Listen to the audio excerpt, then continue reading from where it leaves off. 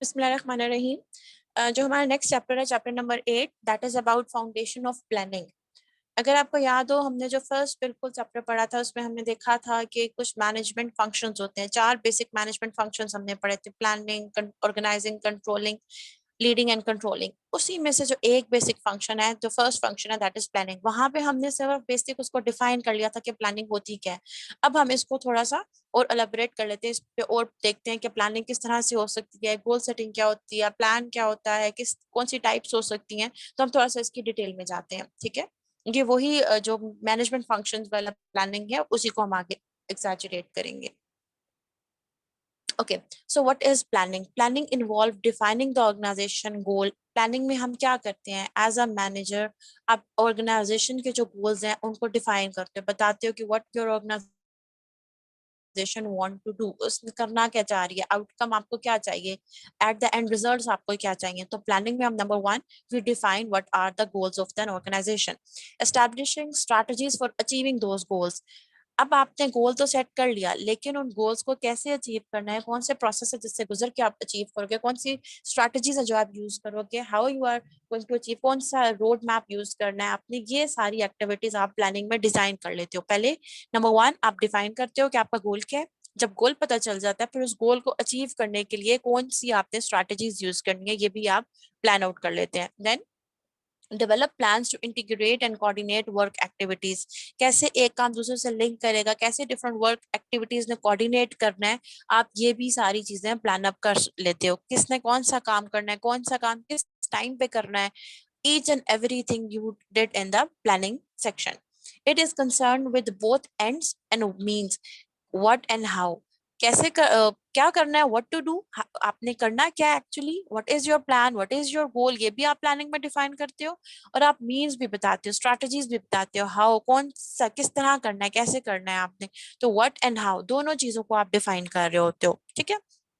Overall हम क्या कहते हैं, हम कहते हैं what is planning? Planning is actually defining the organisation goals, then establishing strategies so that we can achieve those goals, and then develop some activities, develop plans so that the different work activities can coordinate and integrate, and it is concerned about both the ends and the means, right?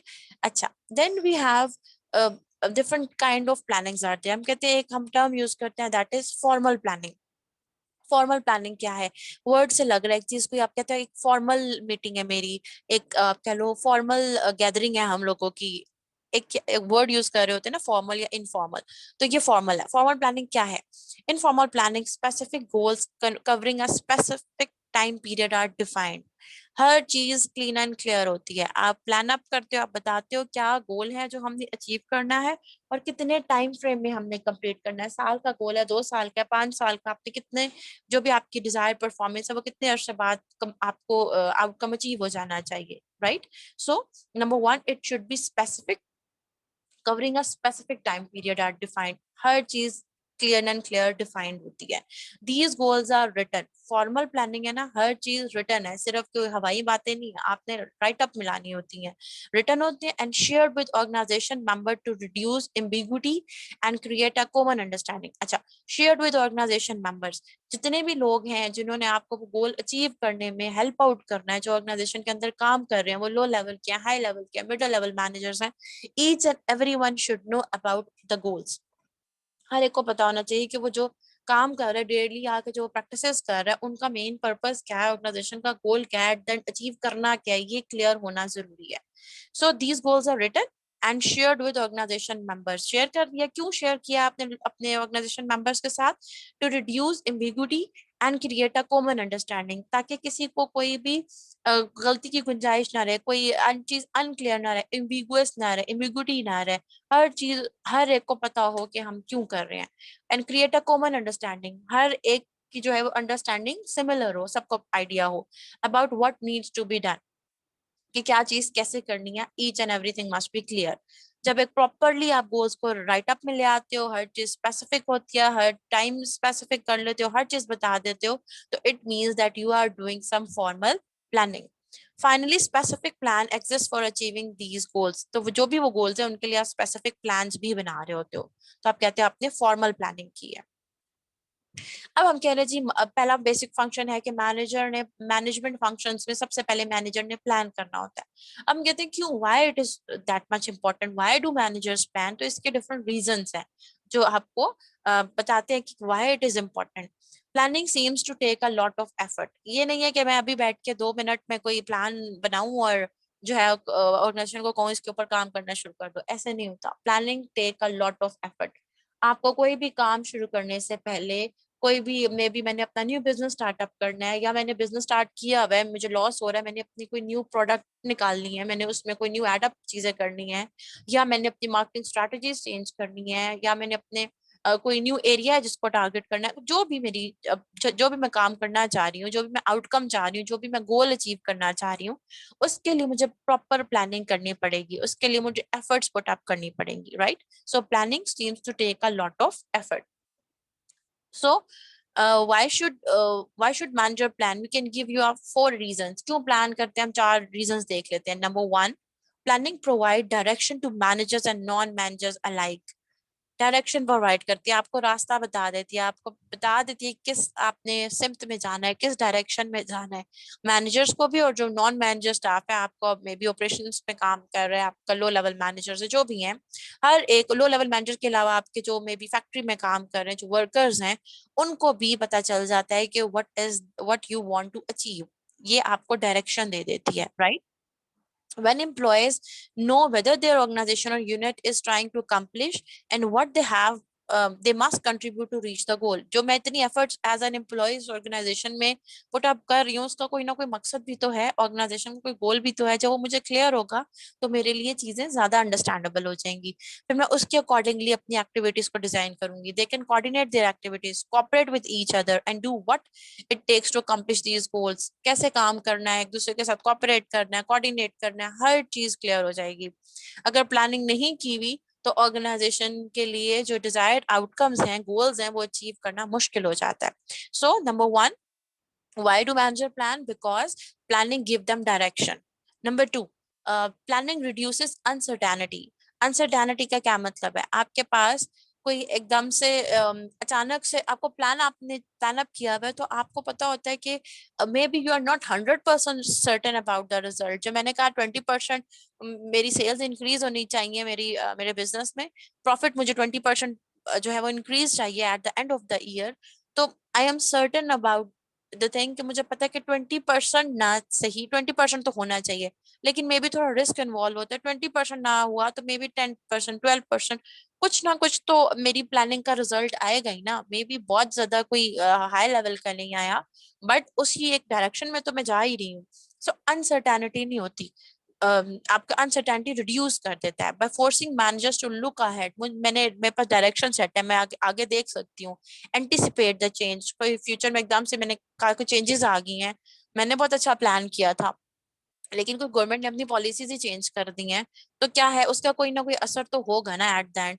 तो वहां पे जो है वो भी problems आ सकती हैं। लेकिन प्लानिंग से आप अपनी अनसर्टेनिटी को थोड़ा कम कर सकते हो। इम्पैक्ट ऑफ चेंज, चेंज आया तो क्या हो सकता है, मुझे थोड़ा आइडिया है। डेवलप अप्रोप्रिएट रिस्पॉन्सेज, किस तरह का रिस्पॉन्स आएगा मुझे लोगों से, मुझे आइडिया है। I am certain about the things. Although planning won't eliminate uncertainty, manager plans so they can respond effectively। बिल्कुल आप जो है ये नहीं कह सकते कि बिल्कुल ही जीरो पे आप ले जाओगे, एलिमिनेट ही खत्म ही कर दोगे अनसर्टन, मुझे पता है मैंने ये करना और मैं ये कर लूंगी, ऐसा नहीं होता। लेकिन एटलीस्ट थोड़ा रिड्यूस हो जाती है आपकी uncertainty. Number 3, planning minimises waste and redundancy. Redundancy का मतलब होता है रिपीटिशन, बार बार एक ही काम हुआ जा रहा है, रिडंडेंसी है, रिपीटेटिव टास्क है। Minimises the waste.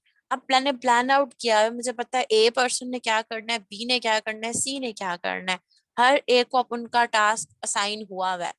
तो यहाँ पे काम रिपीटेडली काम नहीं हो रहा, ए भी वही नहीं कर रहा जो बी कर रहा है, बी भी वही नहीं, बी और सी सेम ही काम किए जा रहे हैं, कोई प्लानिंग ही नहीं हुई भी।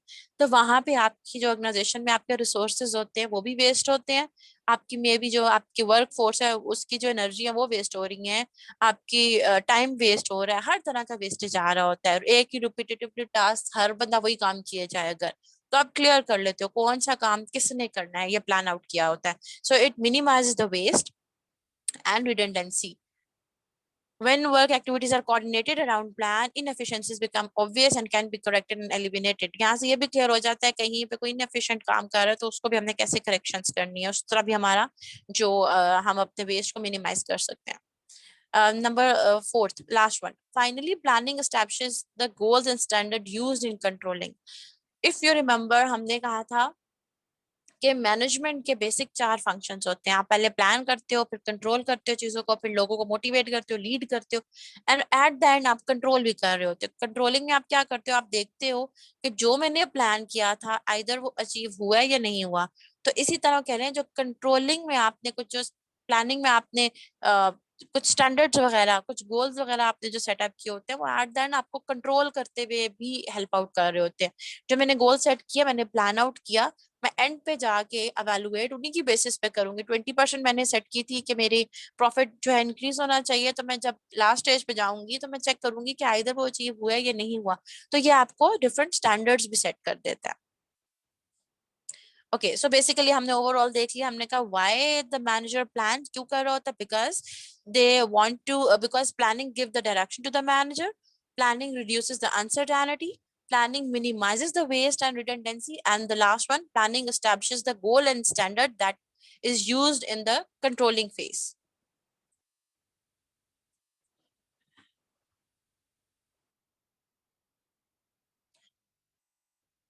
Okay, the next one is planning and performance. अब वो कह रहे हैं कि भाई हमने प्लानिंग तो कितनी, हम जोर लगा रहे हैं कि प्लानिंग करनी चाहिए, प्लानिंग इज इंपॉर्टेंट, इलेक्शन हमें देता है, डिफरेंट हमने एडवांटेजेस पढ़ लिए, लेकिन वो कह रहे हैं इस प्लानिंग वर्थ वाइल, कोई फायदा भी है इसका या नहीं है. प्लानिंग बड़ी अच्छी हमने कर दी एट द एंड फिर भी हम फेल हो गए. सो सो बेसिकली प्लानिंग का क्या रिलेशनशिप है परफॉर्मेंस के साथ, हम यहाँ पे उसको स्टडी करते हैं. वो कह रहे हैं जी नॉर्मली यही देखा जाता है कि जी अच्छी प्लानिंग हुई होगी तो अच्छी परफॉर्मेंस होगी. हम लोग यही जो है हमारी परसेप्शन यही होती है that generally there is a positive relationship. We cannot say that organization that formally plans always outperform those that do not plan. अब अगर हम, लेकिन ये भी हम नहीं कह सकते कि जो प्लान करती हैं वो हमेशा ही कामयाब होती हैं. अब ये आपको कोई गारंटी नहीं देता. नो डाउट आपको थोड़े चांसेस ज्यादा हो जाते हैं सक्सेस के, परफॉर्मेंस इंक्रीज होती है, बट लाजमी नहीं है. मैंने प्लान आउट किया कि मैंने मे बी अपनी सेल्स इंक्रीज करनी है, मैंने प्लानिंग कर ली, गोल सेटिंग कर ली, लेकिन मैंने स्ट्रैटेजीज इतनी इफेक्टिव नहीं बनाई, मैंने प्लानिंग ही गलत किया, मैंने एक दिन लगा के प्लान करके फ्लोट कर दिया. तो क्या है, प्लान तो मैंने किया था लेकिन मैंने उसको सही तरीके से प्लान नहीं किया, तो अभी मेरी परफॉर्मेंस इंक्रीज नहीं होगी, मैं फेल हो जाऊंगी. सो गारंटी नहीं कर सकती कि आपकी प्लानिंग जो है उससे परफॉर्मेंस इंक्रीज ही करेगी. लाजमी करती है, no doubt, but it it depend कि आपने प्लानिंग किस तरह की है. अब वो आगे पॉइंट्स हम कुछ देखते हैं. Firstly, generally speaking, formal planning is associated with positive financial results. हमने अभी प्लानिंग की बात की, हमने एक टर्म यूज की थी फॉर्मल प्लानिंग, जिसमें प्रॉपरली हर चीज क्लियर होती है, आपको पता होता है कि what is the goal, what is the time frame जिसमें कंप्लीट करना है. अगर उस तरह की फॉर्मल प्लानिंग है तो आपको रिसर्च यही कहती है कि नॉर्मली उसके पॉजिटिव फाइनेंशियल रिजल्ट्स होते हैं. जब हम फाइनेंशियल रिजल्ट्स की बात करते हैं, फाइनेंस की बात करते हैं, तो हम जो है वो, आप कह लो पैसे की बात कर रहे होते हो कि ऑर्गेनाइजेशन को फाइनेंशियल बेनिफिट हो रहा है, मींस कि उसके प्रॉफिट इंक्रीज हो रहे हैं, उसको जो रिटर्न एसेट्स पे वो ज्यादा मिल रहा है. ये बेसिकली क्या है, उसके फाइनेंशियल रिजल्ट्स हैं. सो फॉर्मल प्लानिंग से फाइनेंशियल रिजल्ट्स इंक्रीज होते हैं, ये आपको रिसर्च कहती है. Secondly, it seems that doing a good job planning, good job planning and implementing those plans play a bigger part in higher performance than does how much planning is done. अच्छा, अब ये नहीं है कि आपके पास ये चीज ज्यादा फोकस्ड है होनी चाहिए कि कितनी प्लानिंग की गई है कोई भी चीज इम्प्लीमेंट करने के लिए, how much planning is done.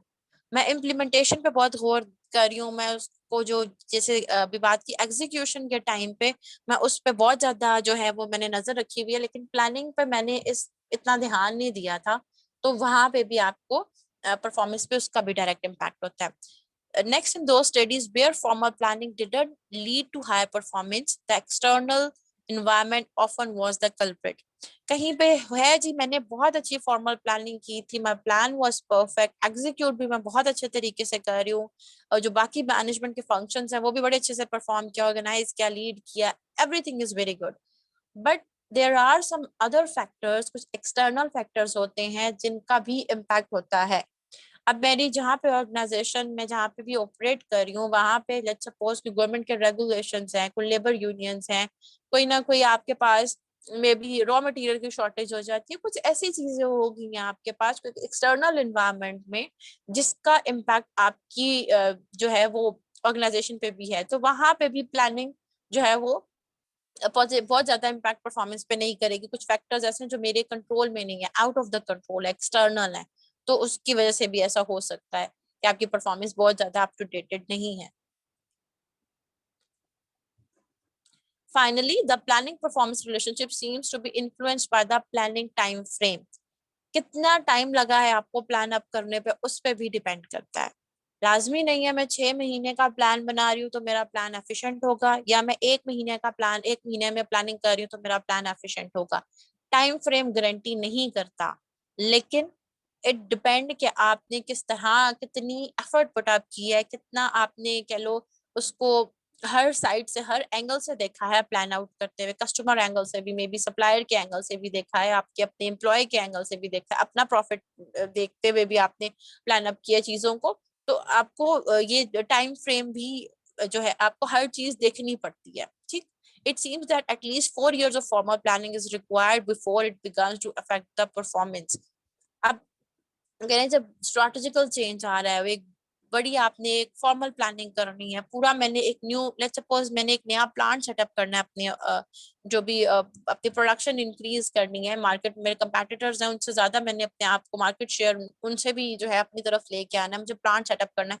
तो इट्स नॉट लाइक कि मैं 1 महीने में न्यू प्लांट सेटअप कर लूंगी, उसके लिए साल साल की प्लानिंग की जरूरत होती है, then you can go for that big projects, right. तो यहाँ पे हमने थोड़ा सा देख लिया कि प्लानिंग का परफॉर्मेंस के साथ क्या रिलेशनशिप है। Then we have the thing goals and plans. अब हमने प्लानिंग का हमें थोड़ा सा आइडिया हो गया, अब वो कह रहे हैं when you want to do planning, planning is the basic management function. ये आपको बता देगा ये बेसिक फंक्शन है, it is the basis that leads you toward other things like organising, lead and control. पहला स्टेप करोगे तो दूसरे तीसरे चौथे की तरफ आप कामयाबी से जा सकोगे। दो चीजें आप प्लानिंग के टाइम पे देख रहे होते हो, number one what are the goals and number two what are the plans. It involve two aspects, goals and plans. अब वन बाय वन हम देख लेते हैं गोल्स क्या होते हैं और प्लान्स क्या होते हैं। Goals are the objectives are desired outcomes and target. Goals और ऑब्जेक्टिव्स क्या होते हैं कि what you want to achieve at the end. वो जो व्हाट वाला क्वेश्चन हमने नहीं पढ़ा था कि आपके एंड्स क्या हैं, इतनी मेहनत मैं कर रही हूँ, मुझे 4 साल बाद जब ये जो भी मैंने न्यू सेटअप किया इससे मुझे फायदा क्या है, एडवांटेज क्या है, what is the benefit behind it, desired outcome क्या है, टारगेट्स क्या है। गोल्स आपको ये बता रहे होते हैं। They guide management decisions and form the criterion against what work results are measured. आपको ये भी पता चल जाता है कि आपने रिजल्ट्स को कैसे मेजर करना है। जैसे अभी मैं एग्जांपल एक ही जो सिंपल लेके जा रही हूँ, 20% मैंने एक गोल अपना सेट किया था, आइदर वो अचीव हुआ नहीं हुआ, मैं मेजर भी कर सकती हूँ कि 20% हुआ है या 10% हुआ है, 15% हुआ है, मेजर भी कर सकती हूँ। दूसरा, ये जो मैनेजमेंट के डिसीजंस हैं उनको भी एक गाइडलाइन प्रोवाइड करता है कि आपके जितने भी जो भी आप अपनी स्ट्रैटेजीज बना रहे हो, जो भी आप अपने कैसे आपने प्रोसेस करना है चीजों को, जो भी मैनेजमेंट डिसीजंस लेने हैं वो एट द एंड बेनिफिट हो आपके ऑर्गेनाइजेशन के जो आउटकम्स हैं उनको अचीव करने में हेल्प आउट कर रहे हो, right. So you have to know the desired target or outcome before you can establishing plan for reaching it. अब मैंने अपना गोल्स अपने ऑब्जेक्टिव सेट आउट कर लिए, टारगेट्स एंड आउटकम्स मुझे पता चल गया, now I can go for planning. अब मैं प्लान करूंगी। प्लान क्या है, पहले हम प्लानिंग को देख रहे थे, अब हम प्लान को सिर्फ देख रहे हैं। What is a plan? Plan are the document that outline how goals are going to be met. एक प्रॉपर राइटअप में आप एक डॉक्यूमेंट लाते हो, रिटन डॉक्यूमेंट लाते हो, जिसमें आप देखते हो कि कैसे हमने गोल्स को अचीव करना है। जो हम हाउ फैक्टर देख रहे थे, इफ यू रिमेम्बर, हमने कहा था प्लानिंग में आप व्हाट का क्वेश्चन भी आंसर करते हो, हाउ का भी करते हो। व्हाट का कब आंसर करते हो? जब आप गोल सेट कर रहे हो। गोल सेट करते हुए आपने बता दिया what you want to achieve. Planning में आप कहते हैं how, what are the strategies, काम करना कैसे है, how we are going to met those goals. Outline a document that outline how goals are going to be met. They usually include resource allocation, कौन सा रिसोर्स कहाँ पे allocate करना है, शेड्यूल्स, कौन सा काम किस टाइम करना है, कौन से एम्प्लॉयज को कहाँ पे इन्वॉल्व करना है, and other necessary action to accomplish the goal. तो डेली की एक्टिविटीज हैं जो आपको हेल्प आउट करे, जो मंथली एक्टिविटीज, ईयरली एक्टिविटीज हैं, वो सारी आप प्लान अप कर लेते हो। As manager plan the develop both goals and plans. तो एक मैनेजर को गोल्स भी सेटअप करने पड़ रहे होते हैं और डिफरेंट प्लान्स भी सेटअप करने हो रहे होते हैं। अच्छा, अब जो हमारा पहला पार्ट था गोल्स, अब हम कह रहे हैं गोल्स तो हैं, हमें समझ आ गई goals are the desired outcome, लेकिन मुख्तलिफ तरह के गोल्स होते हैं, there are different type of goals. क्या गोल्स होते हैं, वन बाय वन देख लेते हैं। अच्छा, नॉर्मली वो कह रहे हैं कि देखा, हम नॉर्मली ये एक जो कॉन्सेप्ट दिया हुआ है, हम ये कह रहे होते हैं कि हर ऑर्गेनाइजेशन का एक सिंगल गोल होता है, लेकिन अगर हम रियलिटी में देखें तो ऐसा नहीं है, ऑर्गेनाइजेशन के मल्टीपल गोल्स होते हैं।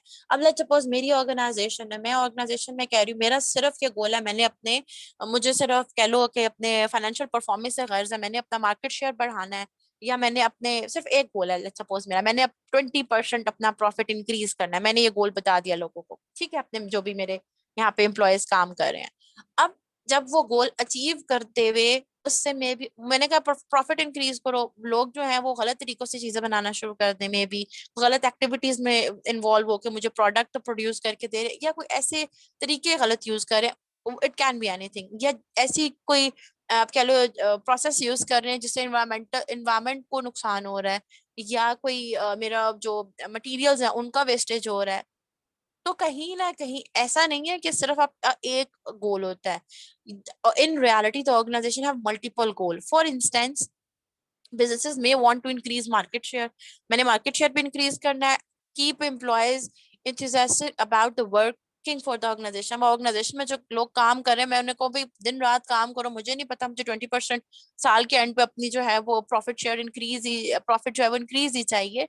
और वो बेशक जो है वो काम कर करके तंग आ गया, उनकी हेल्थ डैमेज होगी, उनकी may be mental health damage होगी, फिजिकल हेल्थ डैमेज होगी है, मैं उस चीज, इन इस तरह की चीजों को इग्नोर नहीं कर सकती, मुझे अपने एम्प्लॉय को भी देखना है, मुझे मार्केट शेयर भी चाहिए, मुझे जो लोग उसमें मेरे जो कस्टमर्स हैं उनको भी देखना है, उनकी भी रिक्वायरमेंट है या नहीं है, मुझे let's suppose work toward more environmental sustainability practices, मुझे ऐसे भी प्रोसेसेस यूज करने हैं जो इन्वायरमेंटल फ्रेंडली भी हों। तो हर ऑर्गेनाइजेशन के मल्टीपल गोल्स होते हैं, राइट। अच्छा, अब हम कहते हैं different type of goals. Number one, हम कहते हैं ऑर्गेनाइजेशन के दो तरह के पहले तो गोल्स हो सकते हैं, कुछ स्ट्रैटेजिक गोल्स होते हैं, कुछ फाइनेंशियल गोल्स होते हैं। फाइनेंशियल गोल्स, फाइनेंस, अभी मैंने वर्ड यूज किया था। फाइनेंशियल गोल क्या है, वो गोल्स जो कि फाइनेंशियल परफॉर्मेंस को रिप्रेजेंट करें, that are related to the financial performance of the organization. और दूसरी तरफ स्ट्रैटेजिक गोल, जैसे फाइनेंशियल परफॉर्मेंस की हम बात करते हैं तो हम कहते हैं हमारी एनुअल सेल्स इंक्रीज कर रही हैं, हमारी प्रॉफिट इंक्रीज कर रहा है, हमें ज्यादा रेवेन्यू जनरेट कर रहे हैं हम अपने एसेट्स को यूज करते हुए, ये सारी फाइनेंशियल आपकी परफॉर्मेंस शो कर रहे हैं, तो फाइनेंशियल गोल्स आप कुछ सेटअप कर लेते हो। दूसरा, आप स्ट्रैटेजिक गोल्स सेट करते हो। स्ट्रैटेजिक गोल्स क्या है, they are related to all other areas of an organization performance. Organization के बाकी जितने एरियाज, उनसे रिलेटेड जो आपने गोल सेटअप किए हैं उनको आप कहते हैं they are strategic goals. Let's suppose, अभी मैंने एग्जांपल ली, मैंने कहा that I want to set up a new plant for the production of my product. अब मैंने न्यू प्लांट जो सेटअप करना है उसके लिए मैं कुछ स्ट्रैटेजी बनाऊंगी, उनको बोलते हैं दे आर द स्ट्रैटेजिक गोल। कोई ऑपरेशंस मैंने कैसे काम करना है, रोज की जो वर्किंग है उस पे क्या इम्पैक्ट जाएगा, तो you have to consider those thing. या मे बी मैं कहती हूँ मेरे कंपेटिटर्स हैं, उन्होंने बहुत कोई एक न्यू प्रोडक्ट जो है वो लॉन्च कर दिया, कोई अच्छे फीचर्स जिसमें अवेलेबल है, लेकिन मेरी प्रोडक्ट पीछे रह गई है, जिसकी वजह से मुझे मार्केट शेयर नहीं अच्छा मिल रहा, मेरी फाइनेंशियल परफॉर्मेंस रिड्यूस हो रही है, तो उसके लिए मुझे स्ट्रैटेजिक गोल बनाने पड़ेंगे, मुझे अपनी स्ट्रैटेजी चेंज करनी पड़ेगी। मुझे भी एक नई प्रोडक्ट जो है मार्केट में लानी पड़ेगी, मे बी उसके जैसी प्रोडक्ट या उससे भी ज्यादा अच्छी प्रोडक्ट जिसमें उससे ज्यादा अच्छे फीचर्स हो, if I want to compete in the market. तो इस तरह के गोल्स जो होते हैं उनको आप कहते हैं स्ट्रैटेजिक गोल्स, जो आपको डेली लाइक आपको जो ऑपरेशंस में हेल्प आउट कर रहे होते हैं ऑर्गेनाइजेशन के, राइट। अच्छा, देन वी हैव, कहते हैं जी, एक तो हो गए फाइनेंशियल गोल, एक हो गए हमारे पास स्ट्रैटेजिक गोल। फिर हमारे पास कुछ गोल्स ऐसे आ जाते हैं जो स्टेटेड गोल्स होते हैं। स्टेट वर्ड से देखो, official statement of what an organization says and what it want its stakeholder to believe it its goal are. लोगों को मैंने बताना है, मैंने एक ऑफिशियल स्टेटमेंट देनी है, I am the maybe CEO of the organization, मैंने एक बहुत बड़ी ऑर्गेनाइजेशन सेटअप की हुई है, मैंने लोगों को क्या कम्युनिकेट करूंगी, what I want to achieve, मैंने करना क्या, मेरे गोल्स क्या हैं, मैं एक ऑफिशियल स्टेटमेंट दे देती हूँ, ठीक, अपने स्टेक होल्डर्स को बताने के लिए कि मेरा काम करने का मकसद क्या है। रिटर्न होते हैं, उनको आप बोलते हो ये स्टेटेड गोल्स हैं। ठीक, ये स्टेटेड गोल्स आप कहाँ पे स्टेट करते हो, कहाँ पे राइट अप में लाते हो? मे बी ऑर्गेनाइजेशन के चार्टर में होंगे, एनुअल रिपोर्ट्स में होंगे, कोई अनाउंसमेंट्स में, या पब्लिकली आप पब्लिक स्टेटमेंट जो है मैनेजर्स कहीं ना कहीं प्रोवाइड कर देता है। इस तरह के गोल्स को बोलते हैं स्ट्रैटेजिक गोल्स। लेट्स सपोज यहाँ मैंने एग्जांपल दी हुई है, उन्होंने कहा जी जैसे नाइक का गोल है delivering inspiration and innovation to every athlete, क्या आपने इनोवेशन या इंस्पायर करना डिफरेंट जो एथलीट्स हैं उनको। इसी तरह एक और उन्होंने कहा है कोई ऑयल एंड गैस कंपनी है कैनेडियन, उसका मेन गोल क्या है, स्टेटेड गोल क्या है, उसने क्या उन्होंने पब्लिकली अनाउंस किया हुआ that they want to, their vision is to be the world high performance benchmark independent oil and gas company. इसी तरह एक आध और एग्जांपल यहाँ पे मेंशन है। So it should not be surprising that then to find that organization's stated goals are often irrelevant to what actually goes on।